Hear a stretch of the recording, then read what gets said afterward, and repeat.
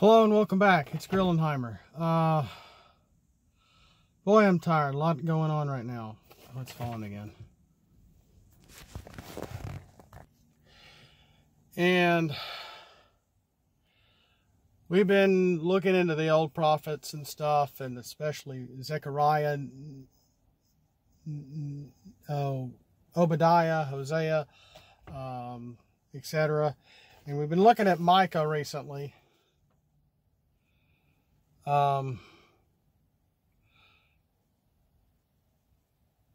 And basically he starts off, woe is me.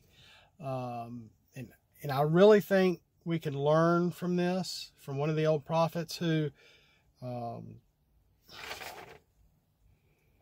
I forgot what who is like Yahweh, I think is what his Micah means. But we're in chapter 7. And in chapter 7, you know, woe is me, and he goes on and goes on. Well, woe is you. And we were doing this lesson, and then I got to doing some thinking. How this can apply to us today, and how it can apply to you today. And we are stuck in a very selfishness era. Me, myself, in my identity. It's something that is unhealthy. It's something you need to work on and get above. Just because you have issues does not make that your identity. Whatever your sin is, you don't need to dwell on it. And I've talked about self-control before many times in many videos. Number one under the lessons today is no restraints. And what have I mentioned before about we shouldn't be living our life full throttle with no restraints. That's what Christ came down and was teaching us about self-control. And he went on about that. And as people, we want to break the rules. We want to change the rules to fit our lifestyles. Changing rules that have been set for hundreds of years or a millennia. One man and one woman, etc. If I've already offended you, keep listening. Don't stop. You're wanting to change the rules based on falsehoods, based on emotions, based on feelings. Well, reality has no time for your feelings. And based on deceit and your own deceit and your own delusions. And I'm not talking to just y'all. I'm talking to me as well. I'm talking to Christians and non-Christians alike here. This applies to every single one of us. Where we try to say that everything is okay. We're mixing good and evil. Where murder is okay, like abortion, or even beyond that. Where, in certain movements that are saying that they're peaceful and they're being very violent and burning things and looting things and stealing things for the sake of an idea. There's no righteousness. Want lawlessness, no laws, defunding the police, etc. Sexual identity, how we need to change the world based on our individual truths. My truth is above yours. My truth is above yours. No, my truth is above yours. Me. Do you see where we're going here? This turns into nothing but chaos. We can't keep changing the rules for our own advantage, for our own personal gain. That's not how life is. That's not how life works. Whether you're 16, 20, or 27, that's not how life works. You can't just, I'm going to change the world, and I want to change the world to where I'm normal. No matter how abnormal you think or you want to be. My truth is not your truth. Her truth, his truth, that truth, Z's truth, whatever. Then you got a bunch of truths, people believing in their own truths, their own false faith based on themselves. They're building themselves up because when you have no faith and you don't believe in God, you got to fill that void. And what we are doing is we fill that void by putting ourselves fully in it. That's dangerous. That's very dangerous. We're putting ourselves on a pedestal that should be there for God. Instead, we end up turning into extreme selfishness of things and whatnot in ourselves, whether it's our clothes or our shoes or our video games or our cards, our books, our cars, our houses, or even our family before God. All this is very dangerous, and it turns into chaos. If your truth is how things need to go, and oh, no, you don't matter. I matter. And because I matter so much, you can't offend me. Therefore, your tongue, you have to watch your tongue, if you offend me, I'm suing. This mess started about 30 years ago, about 1992, I believe. 92, 94. And it got worse. That's about where it started, guys. I was alive.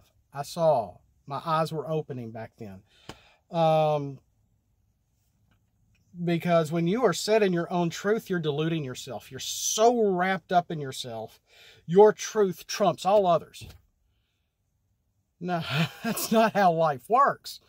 If you want to say, oh, well, the positive charge and the negative charge, oh, no, we don't have to do it that way. Let's have the negative charge and the negative charge together, and just, well, that's going to blow out your system or your speaker or whatever. Or if you put in the batteries wrong way in an object, an electrical object, you just shot the system. Your radio may not work. That Wii U thing may not work. Your Xbox controller, whatever. You put in the wrong voltage for a record player. Yeah, record player's not going to work anymore. You just blew the motherboard or the transistors in there or something. Because that's not how energy flows. And we are energy. I didn't even mean to get into that. You can't make up your own truths. Where it becomes that you try to be the professional at what you're talking about. That we have to listen to the professionals. And I'm the professional in this because I knew this and I do that and I. And you're praising yourself and putting yourself so high and nobody else. You're not submitting to anyone. You're not believing in God. You don't want to submit to God. And it's anarchy at its core. Yeah, my generation back in the 80s, we were anarchy, yeah, and listening to the hard rock music, but that didn't mean we really did it. It was just for show. It was a rebellious phase for us. This has gone beyond that. And it should never have gotten this far. What's going on now with the youngsters is just...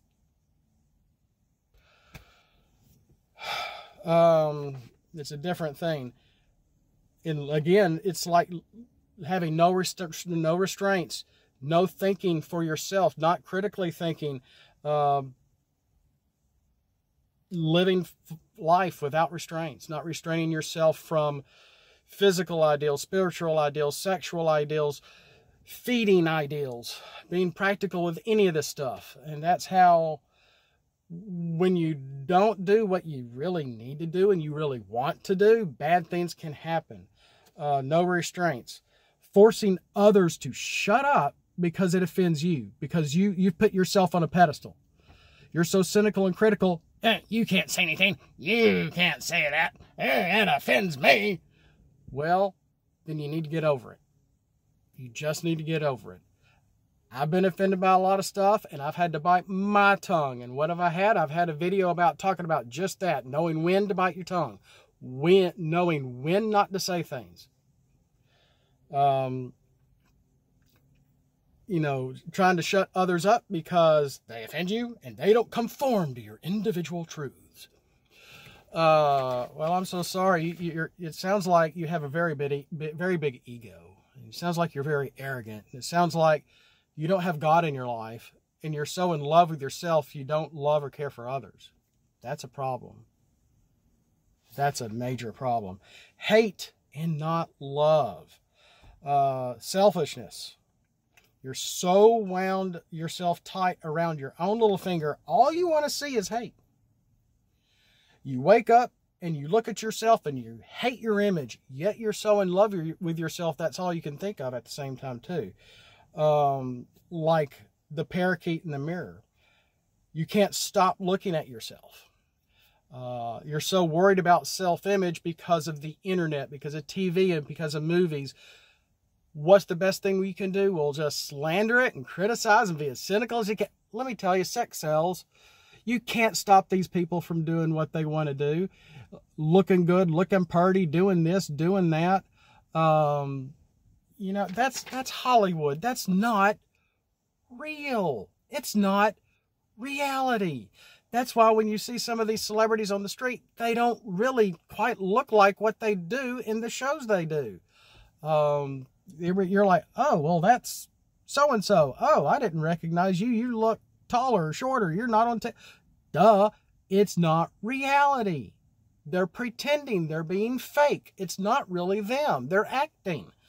I mean, Rick, come on. You can't judge people on TV for whatever and be so highly critical because you're so high on yourself and only you are right, no one else is, that you have to bring everything down to make yourself feel better.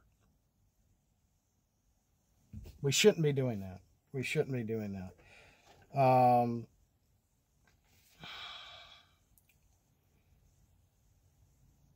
And people are doing this to try to fill the void because they're so without love. They feel lonely. They feel depressed. They feel isolated for whatever reason, or want to make themselves isolated. And this quarantine has not been good for us at all. That we fill that void that Christ is supposed to fill with resentment, cynicism, being critical.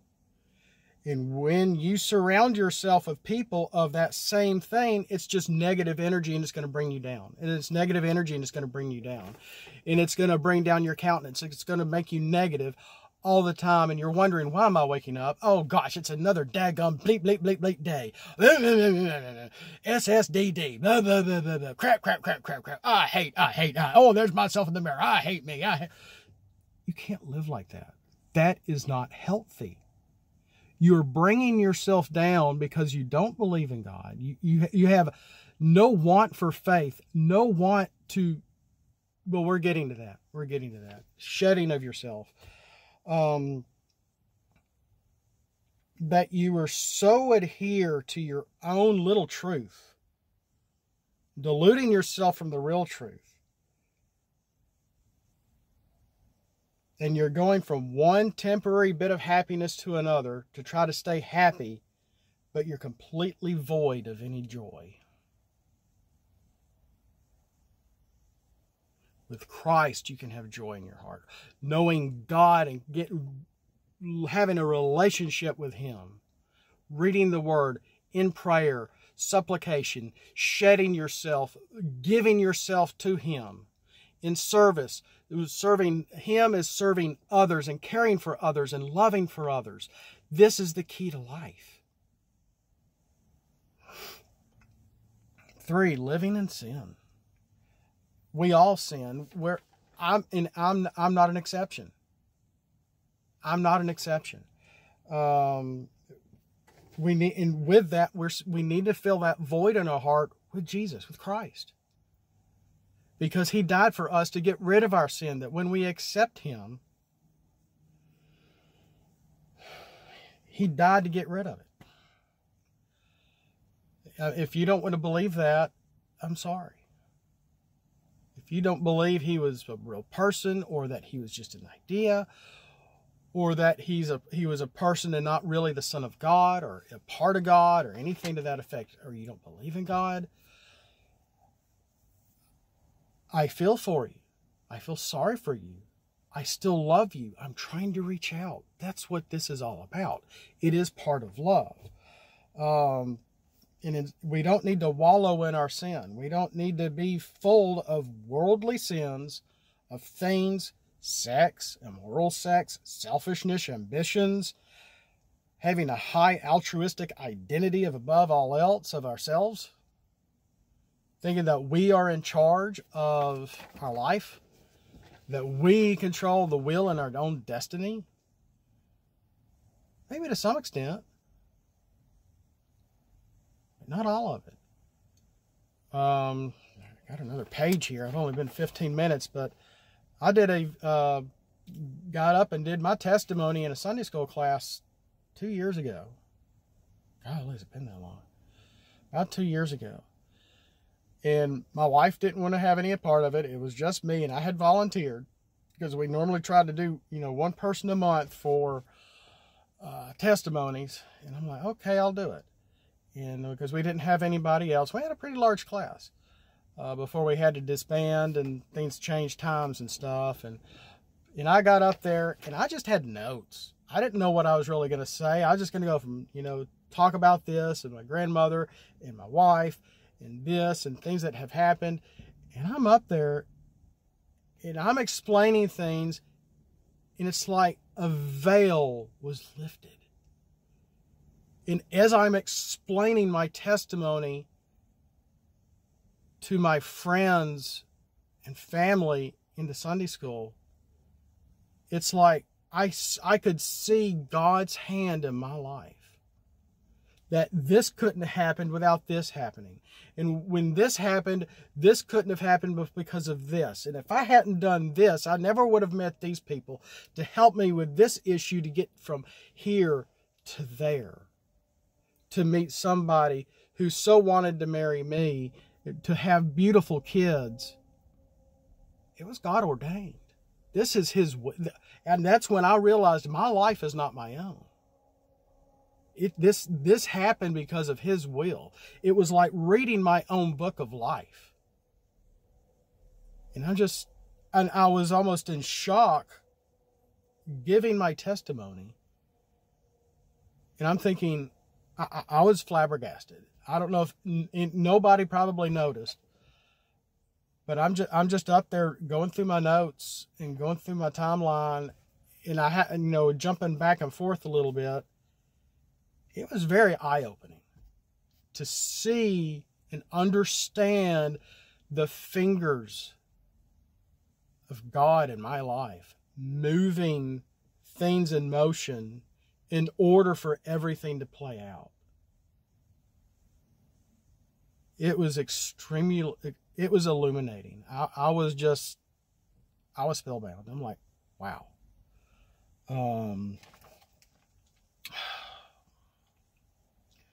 There's a lot more here that I've written down.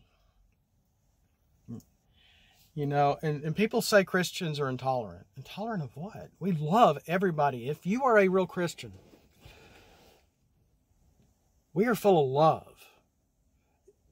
We want to preach to you. You may think that we're the meanies and we're the bullies. We just love you so much.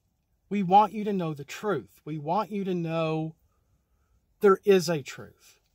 But some people can be so steeped in their own little truth and their own little identity that there's no room for them to tolerate the truth.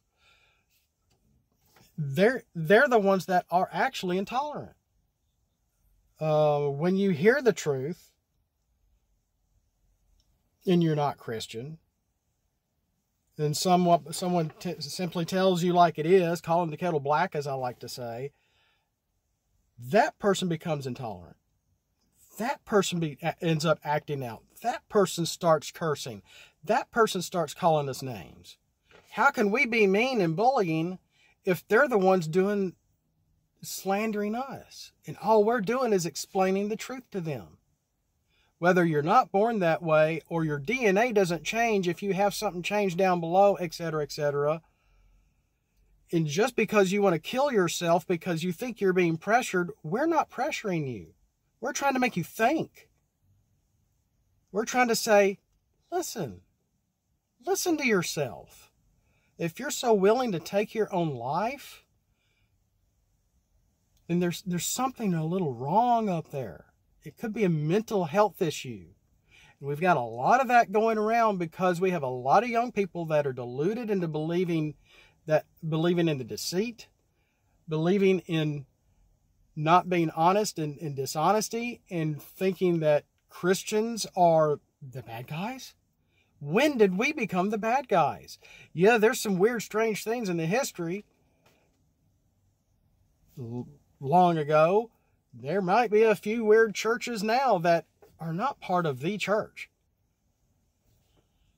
But real Christians, we love you. We want the best for you.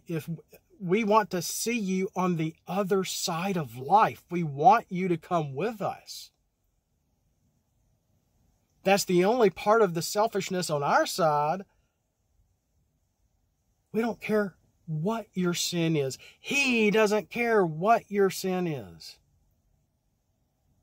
He loves you as much as we love you.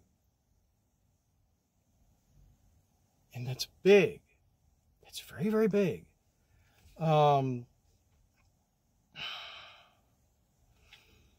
When we try to present you with the truth, you lash out at us. You call us names. You label us. They say that we're the meanies and the bullies. But we are the ones that love you.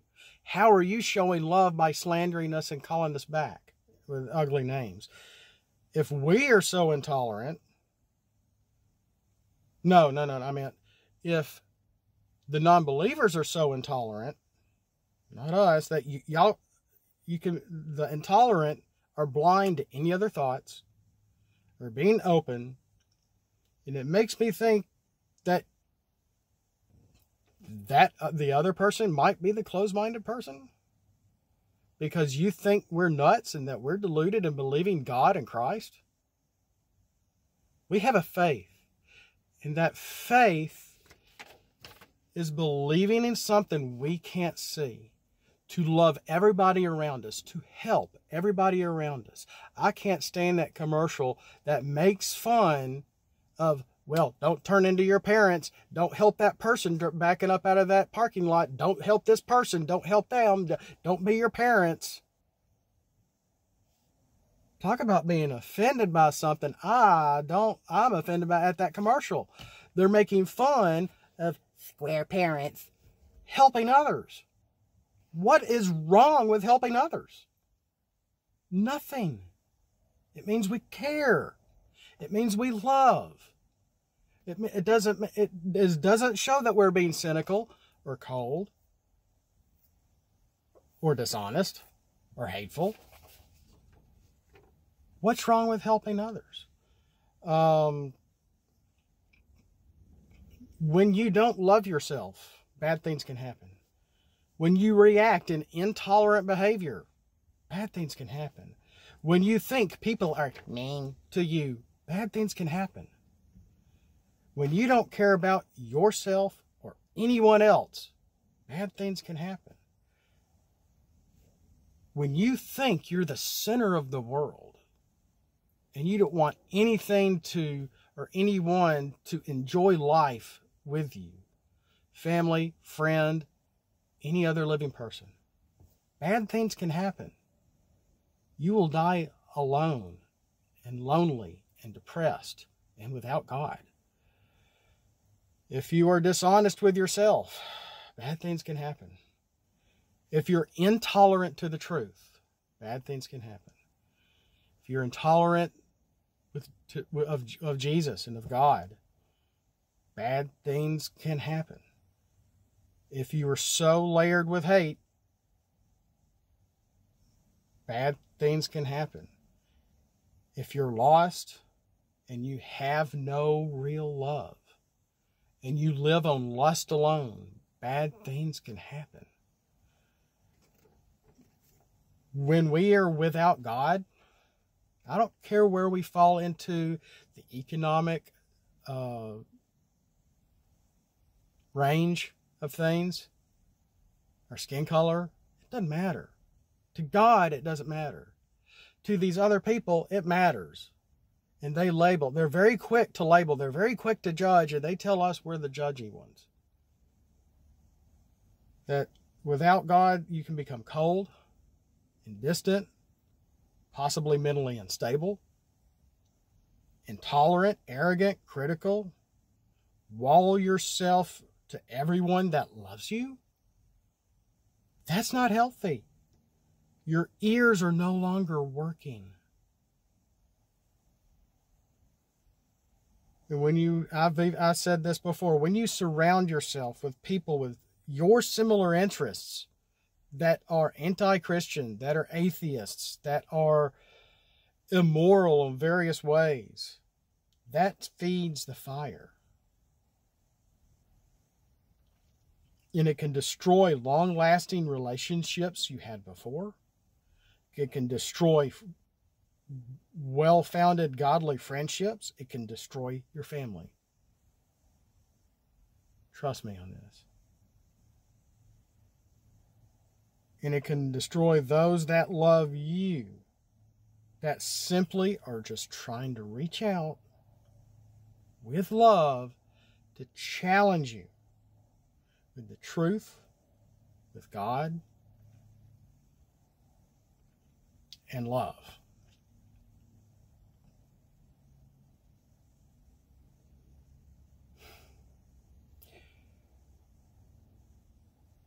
Many people can have very thick skin.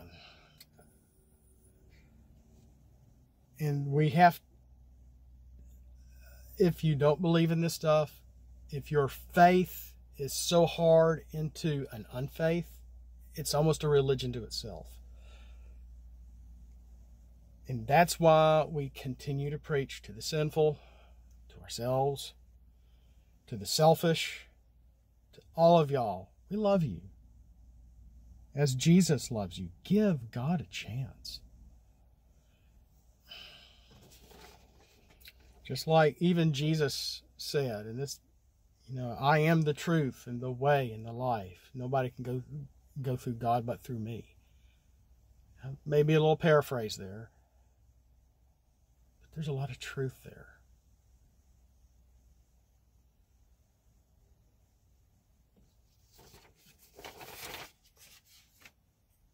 And what a lot of people don't want to do is take away that pride. Shed themselves for the sake of allowing Him in you, to allowing Him into your heart, to accepting Jesus, because you're giving up a part of yourself when you do that. You're giving Him the compass. I don't know if anybody watches these videos or these parts of my channel anymore or not, but I don't care. So I feel like somebody is watching this. And when you give Christ the compass of your life, that compass can change.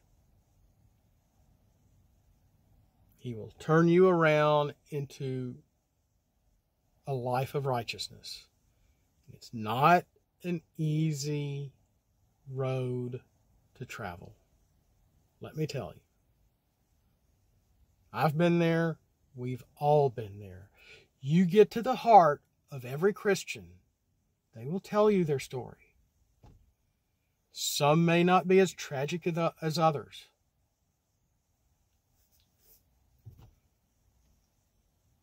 But at some point, we all find God. With that, I need to go. I've gone way too long. But I really felt this pressed upon my heart this morning. And it wasn't even the lesson the pastor was talking about. Woe is me, Micah chapter 7. But then in verse 7, he starts praising God. And he gets into a song around verses 8 to 11.